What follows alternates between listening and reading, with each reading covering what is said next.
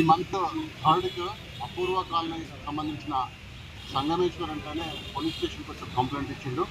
అందులో ఏంటంటే సెకండ్ రోజు నైట్ అతను ఇంట్లో లేనప్పుడు ఇంటి తలుపులు దగ్గర వేసుకుని వాళ్ళ ఇంట్లో కుటుంబ సభ్యులు కూతురు, మదరు, ఫాదరు పడుకొని ఉండగా ఒక గుర్తు తెలియని వ్యక్తులు వచ్చి ఒక ఇద్దరు ఇంట్లోకి వచ్చేసి వాళ్ళ ఇంట్లో ఒక బ్యాగ్లో ఒక 3,50,000 రూపాయలు, అదేవిధంగా ఒక వివో సెల్ ఫోన్ ఎత్తుకొని పోయిందని చెప్పేసి మన కంప్లైంట్ ఇచ్చారు. ఆ కంప్లైంట్ ఇచ్చిన ఇమీడియట్గా మా ఇన్స్పెక్టర్ గారు, అదేవిధంగా మా సిఐ గారు, క్రైమ్ టీమ్ ఇమీడియట్గా విజిట్ చేసి ట్రూత్ టీమ్ తోటి అన్ని ఆధారాలు సేకరించి అప్పటి నుంచి కూడా ఆ నేరస్తుల కొరకు సుమారుగా ఒక 130 కెమెరాలు, ఒక 5 కిలోమీటర్ స్ట్రెచ్ చెక్ చేయడం జరిగింది. చెక్ చేస్తే మా కొన్ని టెక్నికల్ ఎవిడెన్స్ ద్వారా, అదేవిధంగా మా హ్యూమన్ ఇంటెలిజెన్స్ తోటి మా క్రైమ్ టీం వాళ్ళు అందరు కలిసి ఈ నేరస్తులను ఈరోజు అరెస్ట్ చేయడం జరిగింది.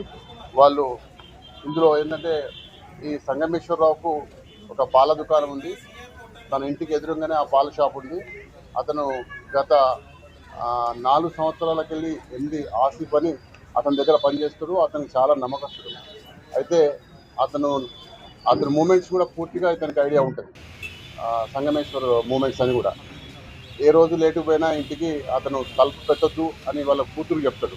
ఎందుకంటే వాళ్ళ మదర్ ఫాదర్ ఏమన్నా కోప్పడతారని చెప్పేసి దాన్ని అదే రోజు కూడా అఫెన్స్ అయిన రోజు కూడా అతను ఇక్కడ లేడేదో ఫంక్షన్ పోయిన విషయం కూడా ఈ ఆసిఫ్ తెలుస్తుంది. ఈ ఆసిఫ్ ఈ